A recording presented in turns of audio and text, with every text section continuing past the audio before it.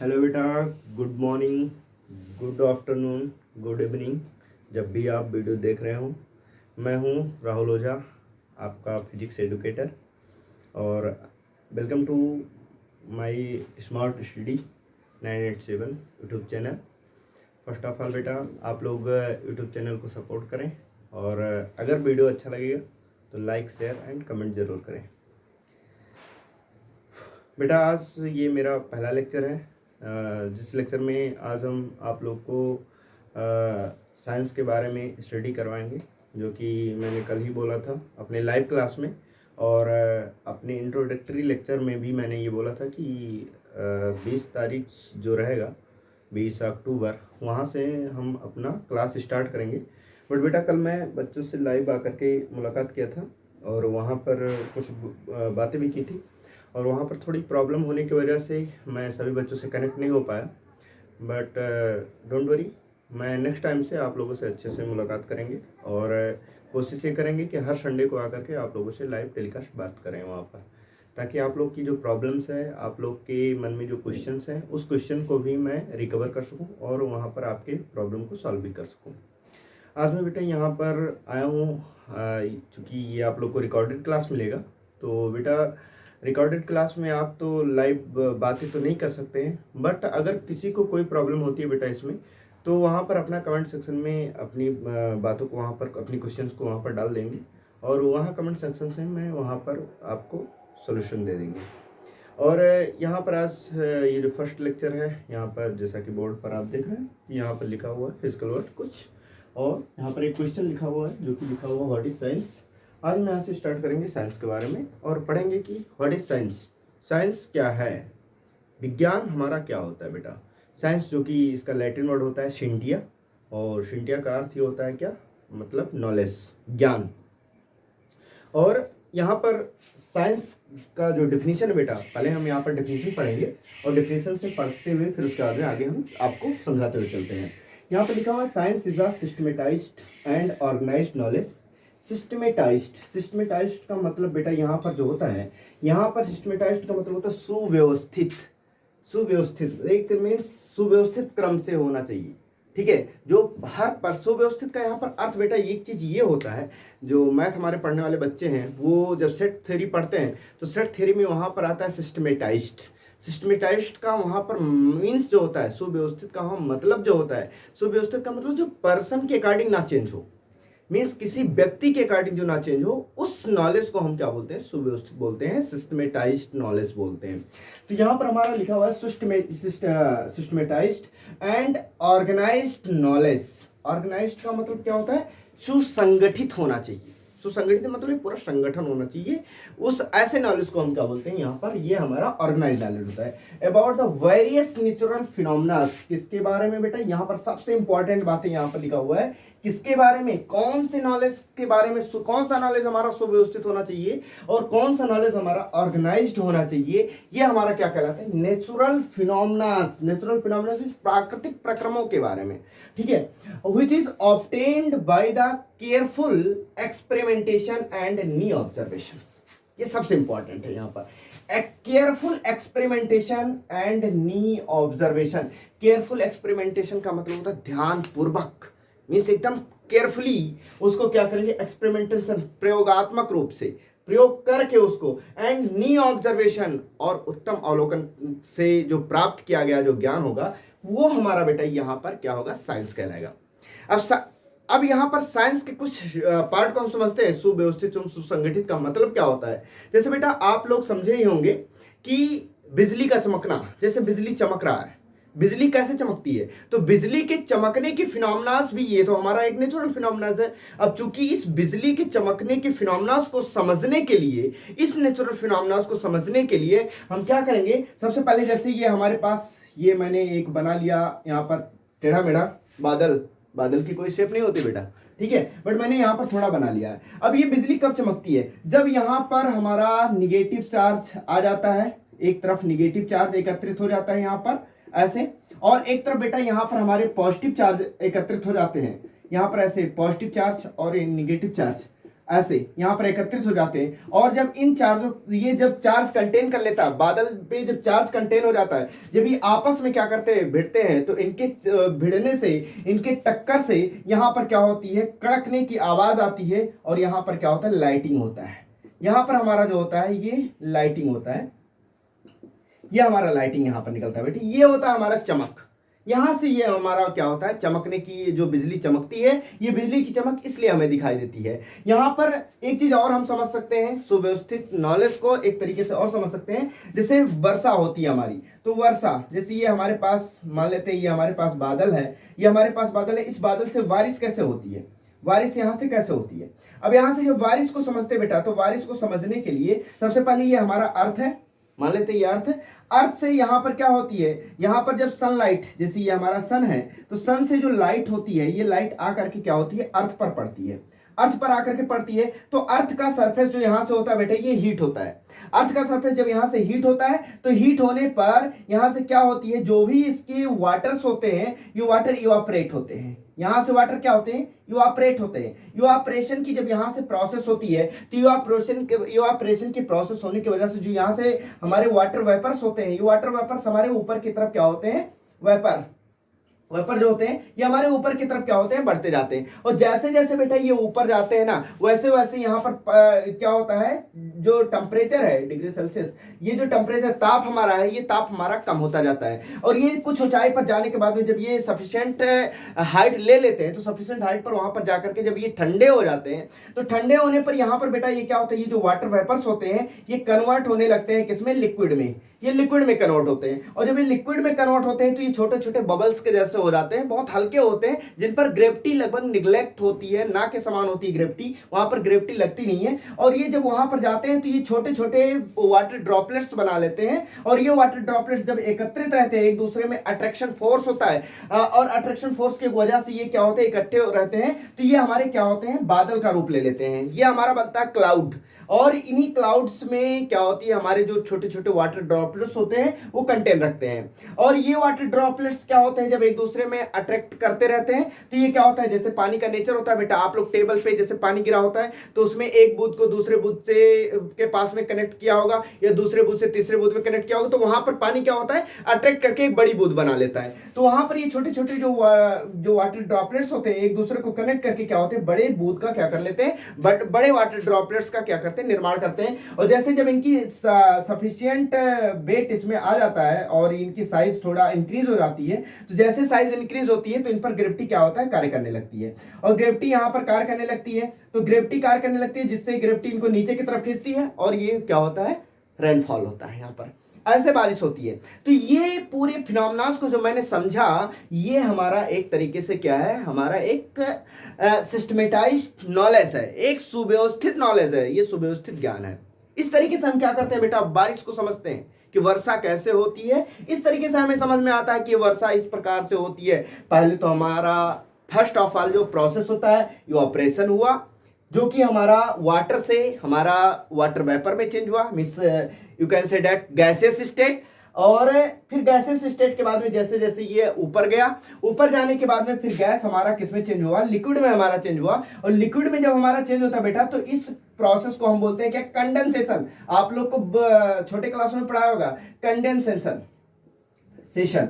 तो ये कंडेंसेशन की प्रक्रिया होती है। कंडेंसेशन की क्या प्रक्रिया होती है, ये भी स्टेट चेंज का काज होता है, स्टेट चेंज होता है बेटा। स्टेट चेंज का मतलब होता है, ये मैटर का जो स्टेट चेंज होता है, इसमें क्या होता है कि गैसियस फॉर्म से ये क्या होता है, लिक्विड फॉर्म में चेंज होता है। फिर यहाँ पर जब ये वाटर ड्रॉपलेट्स पर ग्रेविटी लगती है, यहाँ पर इसको ये नीचे आते हैं, तो ये जब बारिश नीचे आते हैं, तो ये वर्षा के बूंद जो नीचे आते हैं, जो कि टर्मिनल वेलोसिटी के साथ में नीचे आते हैं, आप लोग आगे के बड़े क्लासों में जब पढ़ोगे तो वहां पर समझ में आएगा। ये टर्मिनल वेलोसिटी से यहाँ पर क्या होते हैं, नीचे आते हैं, पृथ्वी पर गिरते हैं, तो इसे हम क्या बोलते हैं, रेनफॉल बोलते हैं। That's all.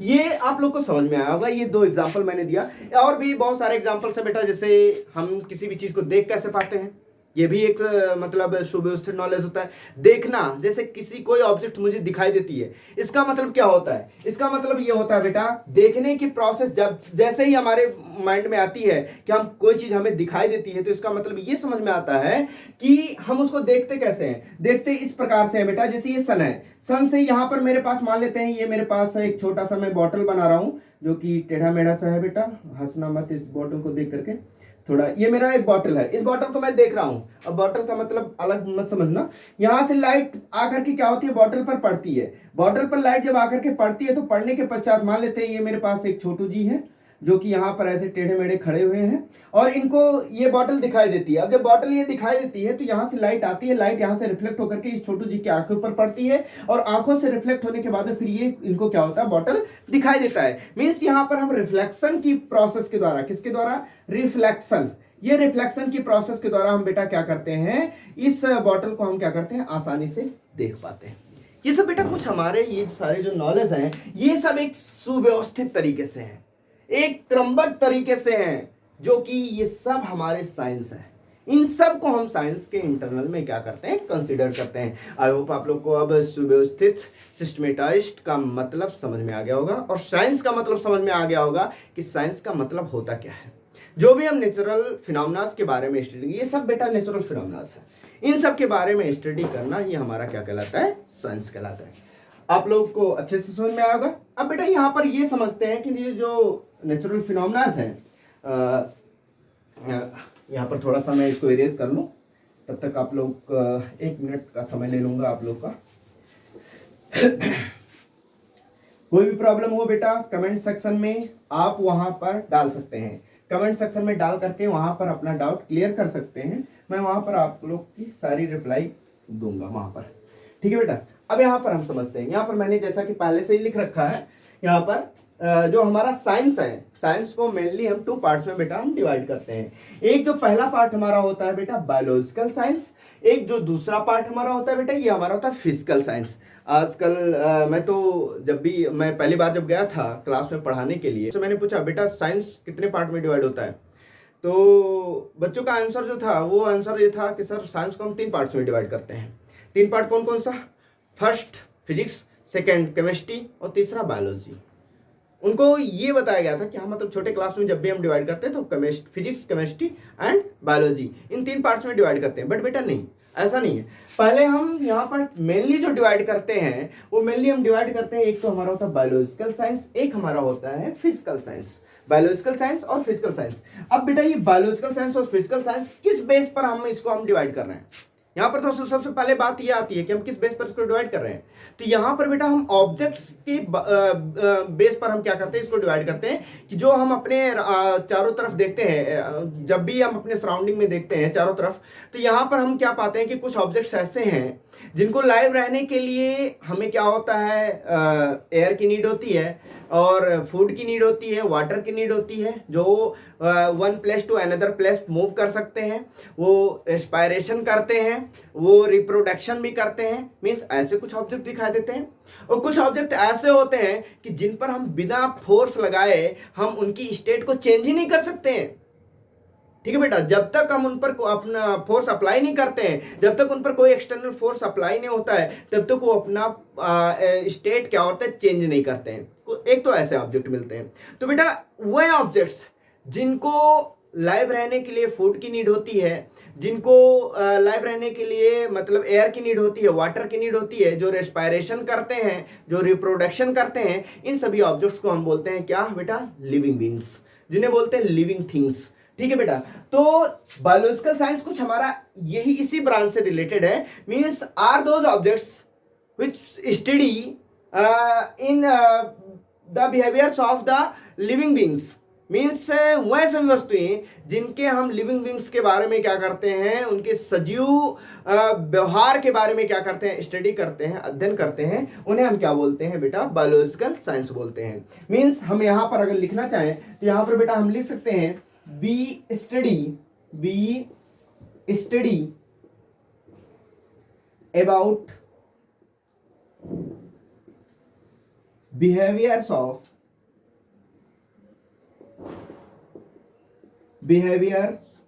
of living beings, living beings, living beings is known as, adds on, is known as biological science. Means we study about the behaviors of living beings is known as biological science. Means biological science science की ऐसी branch होती है जिसके internal में हम living beings के बारे में क्या करते हैं, स्टडी करते हैं, उसे हम क्या बोलते हैं, बायोलॉजिकल साइंस बोलते हैं बेटा। बायोलॉजिकल साइंस का जो मेन पार्ट्स होता है बेटा, यहाँ पर पहला जो मेन पार्ट्स होता है यहाँ पर ये होता है बॉटनी, बॉटनी होता है बेटा। बॉटनी जिसे हम बोलते हैं क्या, वनस्पति विज्ञान, बॉटनी, यहाँ पर वनस्पति विज्ञान भी लिख सकते हैं बेटा। हिंदी आप लोग देख लेना, सब मैं यहाँ बोल रहा हूँ, हिंदी आप लोग लिख सकते हैं, ठीक है। वनस्पति विज्ञान, वनस्पति विज्ञान जो फादर ऑफ बॉटनी होता है वो होते हैं, उनका नाम है थियोफ्रेस्टस, जिन्होंने सबसे पहले अपना प्लांट्स के बारे में डॉक्यूमेंट्री को सबमिट किया था। और ये हमारे होते हैं क्या, बॉटनी, जिन्हें हम बोलते हैं फादर ऑफ बॉटनी, थियोफ्रेस्टस को बोलते हैं बेटा।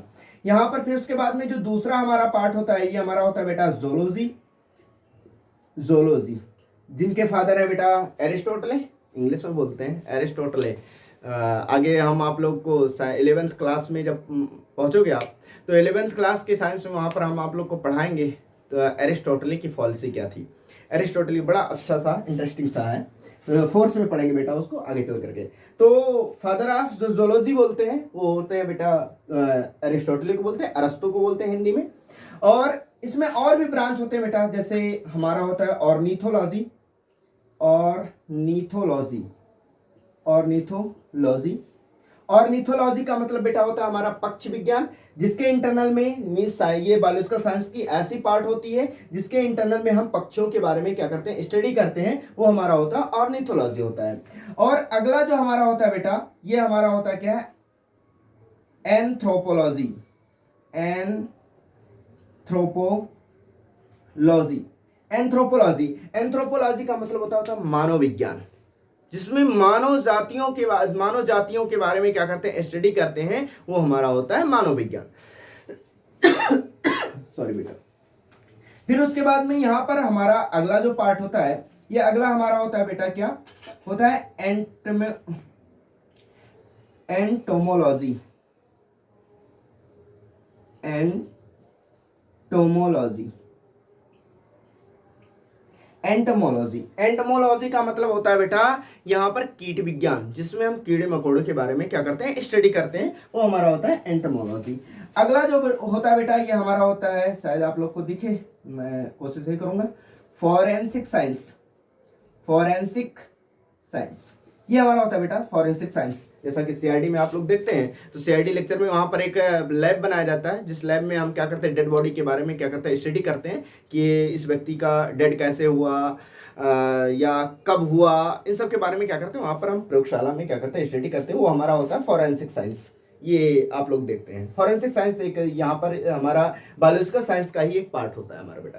तो ये ओवरऑल जो हमारा होता है, ये हम पूरा बायोलॉजिकल साइंस के बारे में क्या करते हैं, स्टडी करते हैं। इतना ये तो हमारा पार्ट है नहीं बेटा, तो हम इसको अभी तो ड्रॉप करेंगे यहाँ पर, और यहाँ पर हम चलते हैं अपने इस ब्रांच के बारे में।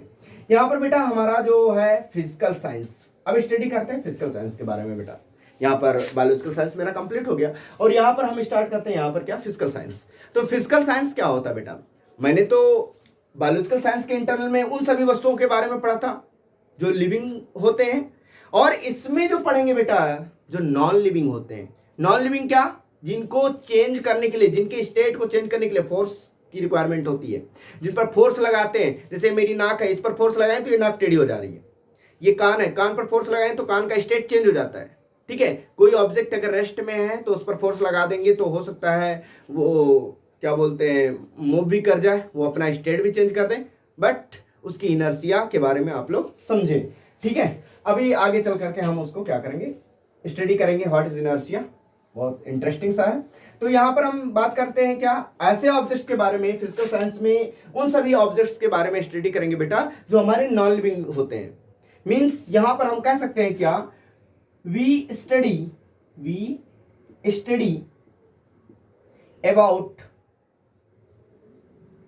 about behaviors behaviours of non living beings, non living beings. ठीक है बेटा, मीन्स जिसके बारे में हम क्या करते हैं, नॉन लिविंग बींग्स मीन्स निर्जीव प्राणियों के बारे में क्या करते हैं, उनके बिहेवियर्स के बारे में स्टडी करना हमारा ये क्या कहलाता है, फिजिकल साइंस कहलाता है बेटा। अब फिजिकल साइंस जो होता है बेटा, फिजिकल साइंस को की दो ब्रॉड कैटेगरीज होती है। एक तो हमारा होता है यहां पर, जैसा कि आप लोग का जो आंसर था वो आंसर ये था कि सॉरी बेटा, फिजिक्स पहला पार्ट होता है हमारा यहां पर फिजिकल साइंस का, फिजिक्स। और दूसरा जो पार्ट होता है ये बेटा हमारा होता है केमिस्ट्री, केमिस्ट्री। ठीक है बेटा, जो कि हमारा कीमिया से मिलकर बना है, और फिजिक्स जो हमारा फ्यूसिस से मिलकर बना हुआ है। फ्यूसिस का मतलब होता है नेचर। फ्यूसिस क्या है, फ्यूसिस का मतलब नेचर, इसे नेचर बोलते हैं, नेचुरल साइंस इज फिजिक्स। ये हमारा फिजिक्स होता है फ्यूसिस। और ये कीमिया, इन सब का जो नाम ले रहा हूं बेटा ये सब ग्रीक वर्ड्स हैं, और ये लैटिन सब बोलते हैं, लैटिन वर्ड्स बोलते हैं। ये सब दोनों हमारे फिजिक्स और केमिस्ट्री के क्या होते हैं, लैटिन वर्ड्स होते हैं। इसका नाम होता है कीमिया, इसका लैटिन वर्ड्स, और इसका नाम मतलब लैटिन वर्ड जो होता है ये हमारा होता है फ्यूसिस, जिसका अर्थ होता है क्या, मतलब नेचर। अब यहाँ पर बेटा हम स्टडी करते हैं क्या, व्हाट इज फिजिक्स। यहाँ पर बात करेंगे क्या, फिजिक्स के बारे में। तो बेटा फिजिक्स क्या होता है, सबसे पहले यहाँ पर तो ये समझेंगे फिजिक्स। अच्छा बेटा एक चीज किसी बच्चे ने एक चीज टर्म बोला था कि सर जो साइंस है, क्या ये साइंस केवल इंग्लिश वर्ड में ही रहता है या हिंदी में ही केवल विज्ञान होता है। नहीं बेटा, ऐसा नहीं है, केवल साइंस इंग्लिश वर्ड में नहीं होता है। जैसे हमारे संस्कृत वर्ड में एक चीज लिखा होता है शास्त्रा, तो शास्त्रा is a similar words of science. शास्त्रा जो है ये सिमिलर वर्ड्स है, साइंस का ही सिमिलर वर्ड है, बट शास्त्रा हम संस्कृत में बोलते हैं। संस्कृत में साइंस का जो सिमिलर वर्ड होता है वो हमारा होता है शास्त्रा। और अरबिक वर्ड में जो बेटा हमारा होता है इसे बोलते हैं इल्म। इल्म जो अरबी पढ़ने वाले बच्चे होंगे वो जानते होंगे कि इल्म का मतलब क्या होता है। तो इल्म is a similar words of science, इल्म भी एक हमारा सिमिलर वर्ड से होता है साइंस का। ठीक है बेटा, तो कोई जरूरी नहीं कि हम साइंस में ही केवल सुव्यवस्थित नॉलेज हो सकता है, सिस्टमेटाइज्ड नॉलेज हो सकता है, ऑर्गेनाइज्ड नॉलेज हो सकता है। नहीं, हमारा शास्त्रा में भी ऑर्गेनाइज्ड नॉलेज होता है, सिस्टमेटिक नॉलेज होता है, हमारा इल्म में भी ऐसा होता है। ठीक है बेटा, हम यहाँ पर चलते हैं फिजिक्स। तो यहाँ पर फिजिक्स के बारे में जब स्टडी करते हैं तो सबसे पहले यहाँ पर इसको मिटा करके हम आगे चलते हैं बेटा। इसको मिटा दें क्योंकि यहाँ पर स्पेस थोड़ा कम बच रहा है, तो यहाँ पर इसको मिटा करके हम आगे चलते हैं। आप लोग अगर यहाँ से कुछ नोट करना चाहते हैं तो नोट कर लें, फिर उसके बाद में हम बात करते हैं।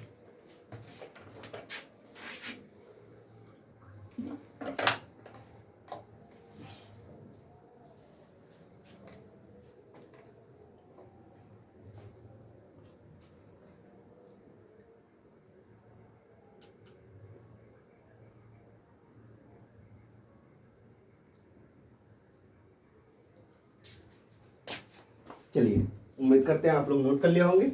मैं इसको यहाँ से इरेज करता हूँ।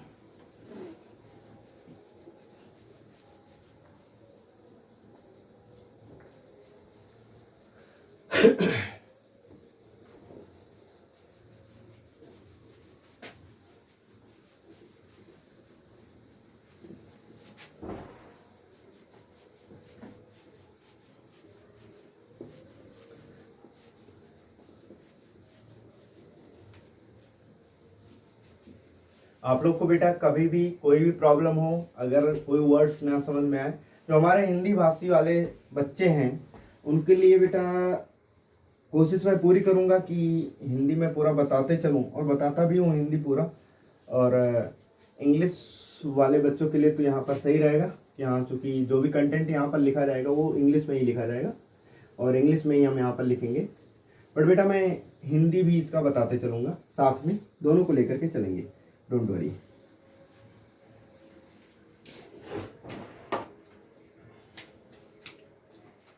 अब यहां पर बात आती है physics. What is physics, what is physics.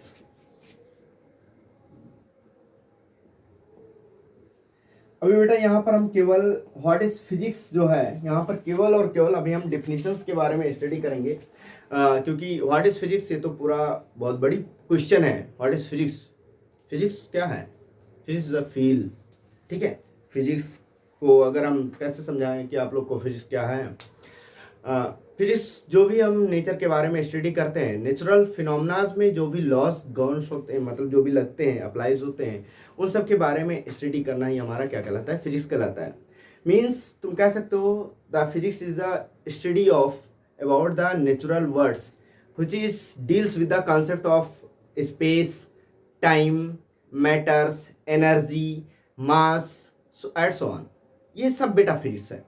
Means किसी फिजिक्स क्या है? फिजिक्स को हम स्पेस के कॉन्सेप्ट को समझना, टाइम क्या है, टाइम को समझना, मैटर क्या है, मैटर को समझना, मोशन के बारे में समझना, और मास के बारे में समझना, इन सब के बारे में स्टडी करना, ये सब हमारा जो होता है। एनर्जी के बारे में समझना, एनर्जी कंजर्वेशन के बारे में समझना, ये सब बेटा हमारा क्या होता है? फिजिक्स में हम क्या करते हैं? कंसिडर करते हैं।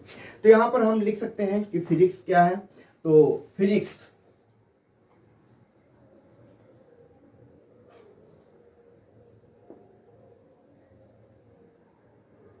फिजिक्स इज हम अगर वन लाइन में लिखे बेटा कि फिजिक्स क्या है, व्हाट इज फिजिक्स, फिजिक्स क्या है, तो हम लिख सकते हैं physics is a nature. Physics is a nature, physics nature है बेटा, ये प्राकृतिक है, ठीक है। और नेचुरल फिनोमेनास के बारे में पढ़ना, उसके लॉस एंड उसके फिनोमेनास के बारे में स्टडी करना ही हमारा क्या कहलाता है? फिजिक्स कहलाता है। तो हम वन लाइन में अगर लिखना चाहें तो physics is a nature and we study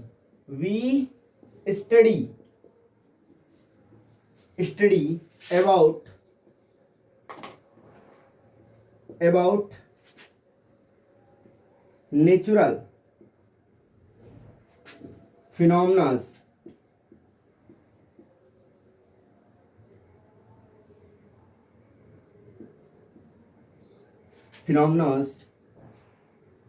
and its laws is known as physics। Means physics is a nature and we study about the natural phenomena and its laws is known as a physics। इसे हम बोलते हैं बेटा क्या? Physics बोलते हैं। ये सब हमारा क्या होता है? फिजिक्स के इंटरनल में ही हमारा आता है बेटा। आगे हम इसको अभी और आगे पढ़ेंगे, बट थोड़ा यहाँ पर हम केमिस्ट्री के बारे में क्या करेंगे? स्टडी करेंगे। केमिस्ट्री क्या होती है? फर्स्ट ऑफ ऑल यहाँ पर हम ये समझेंगे। मैंने तो फिजिक्स समझ लिया कि फिजिक्स क्या है। फिजिक्स में हम मोशन पढ़ते हैं, फिजिक्स में हम मैटर्स के बारे में पढ़ते हैं, फिजिक्स में हम स्पेस के कॉन्सेप्ट को पढ़ते हैं, फिजिक्स में हम टाइम के बारे में पढ़ते हैं, फिजिक्स में हम एनर्जी के बारे में पढ़ते हैं, फिजिक्स में हम जो हमारा काइनेमेटिक्स और काइनेटिक्स ये सब जो आते हैं मोशंस के इंटरनल में, मोशन के पार्ट में, डायनामिक पार्ट, उसमें क्या बोलते हैं मैकेनिक्स के बारे में, ये सब मैकेनिक्स के इंटरनल में आएंगे। तो इन सब के बारे में स्टडी करना ही हमारा ये सब क्या कहलाता है? फिजिक्स कहलाता है बेटा। यहां पर अब बातें करेंगे बेटा केमिस्ट्री के बारे में। Chemistry, what is chemistry? Chemistry के बारे में अध्ययन करना। केमिस्ट्री क्या है? केमिस्ट्री किसे कहते हैं? यहाँ पर फर्स्ट ऑफ ऑल क्वेश्चन मेरा जो उठेगा यहाँ पर कि व्हाट इज केमिस्ट्री? केमिस्ट्री क्या है? तो केमिस्ट्री बेटा सबसे पहले मैंने बताया था केमिस्ट्री का जो लैटिन वर्ड होता है ये होता है कीमिया। ये कीमिया शब्द से मिलकर बना हुआ बेटा। कीमिया जो लैटिन वर्ड्स होता है, कीमिया से बना होता है हमारा क्या? केमिस्ट्री। जिसके फादर ऑफ केमिस्ट्री अगर जो बोलते हैं, ये लेवासियर को बोलते हैं, जो हमारे लेवासियर्स होते हैं इनको हम बोलते हैं केमिस्ट्री के फादर। और केमिस्ट्री में क्या करते हैं? Chemistry is the study of every substances. ये केमिस्ट्री क्या है? केमिस्ट्री इज द, यहाँ पर लिखेंगे डिफिनीशन लिखेंगे,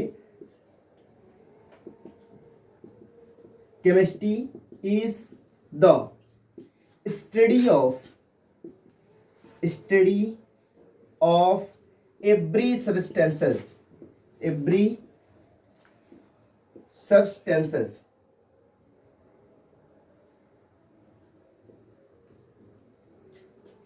chemistry is the study of every substances and its every substances के कौन से किसके बारे में?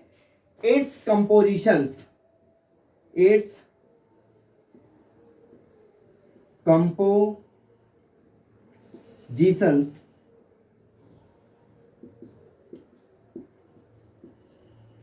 its composition and its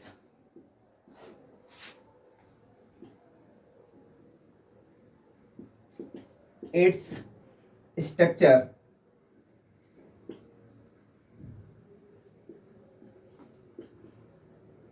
structures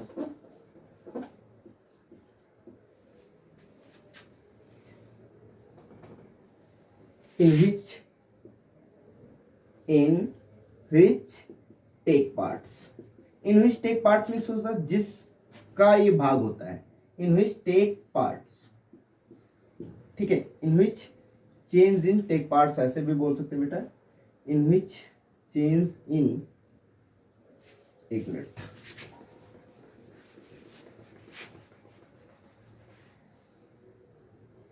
in which change in take parts,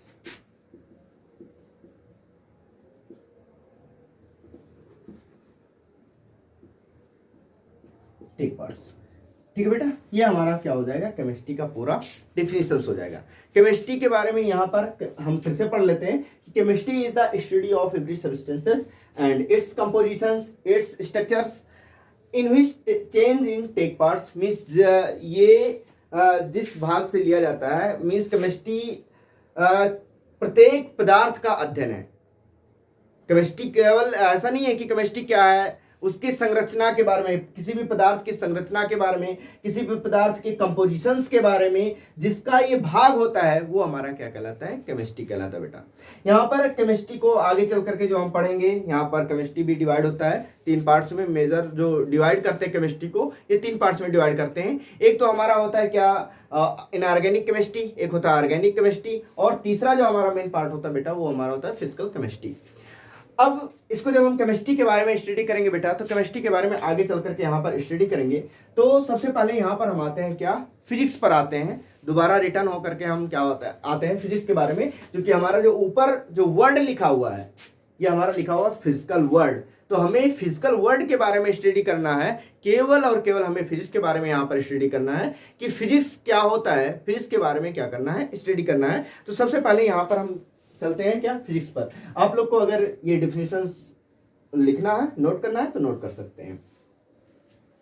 video को पॉज कीजिए, पॉज करने के बाद में आप लोग यहाँ से डिफिनेशंस नोट कर लीजिए। चलिए हम इसको इरेज करते हैं।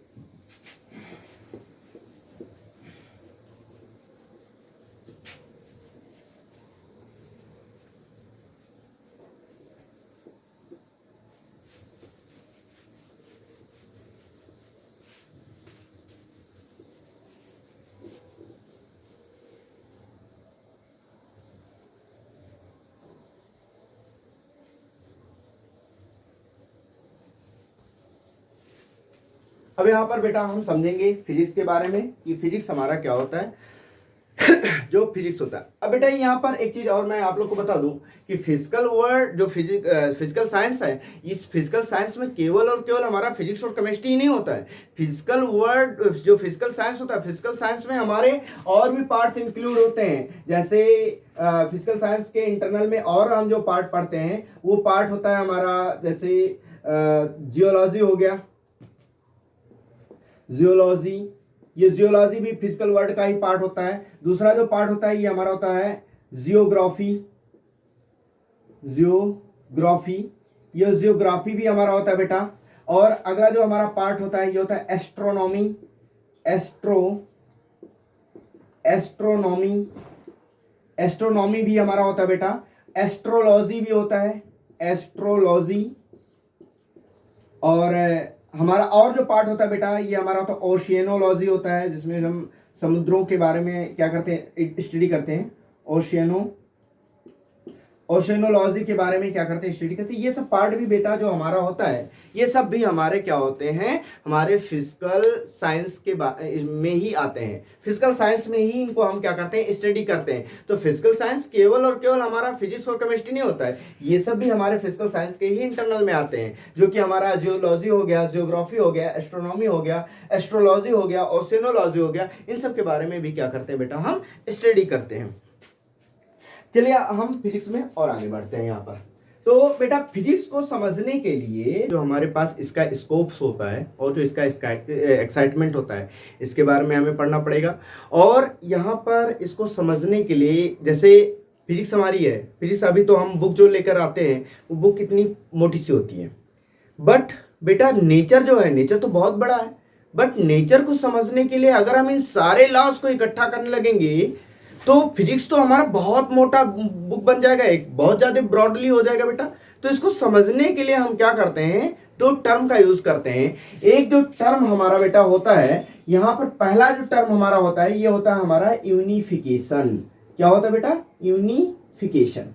ये हमारा होता है यूनिफिकेशन। और दूसरा जो टर्म हमारा होता है बेटा, ये हमारा होता है रिडक्शनिज्म। क्या होता है, रिडक्शनिज्म।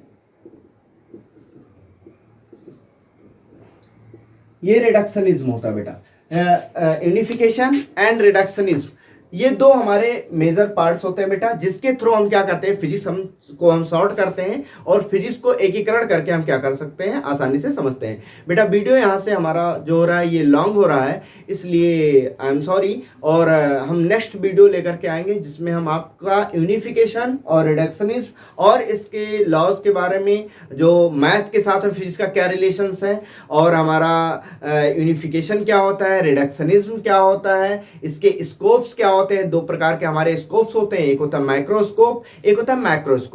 इन सब के बारे में क्या करेंगे, स्टडी करेंगे बेटा। और उसमें फंडामेंटल फोर्सेस के बारे में आगे चल करके हम स्टडी करेंगे। इन कंजर्वेशन लॉज क्या होते हैं, हमारे 4 कंजर्वेशन लॉज हमारे मेनली हैं, उन सब के बारे में क्या करेंगे बेटा, स्टडी करेंगे। तब तक के लिए बेटा थैंक यू, बहुत बहुत धन्यवाद बेटा आप लोग का। और अगर वीडियो आप लोग को अच्छा लगे बेटा तो चैनल को सब्सक्राइब करें, लाइक करें और अपने दोस्तों के पास में शेयर करें। जो भी हमारे बच्चे ऐसे हैं जो अलग से नहीं कहीं पढ़ पा रहे हैं, तो उन बच्चों को यहाँ पर क्या करें, जोड़ें उनको, उनके पास वीडियो को शेयर करें और ज़्यादा से ज़्यादा लाइक करें, सब्सक्राइब करें, कमेंट करें। बहुत बहुत धन्यवाद बेटा।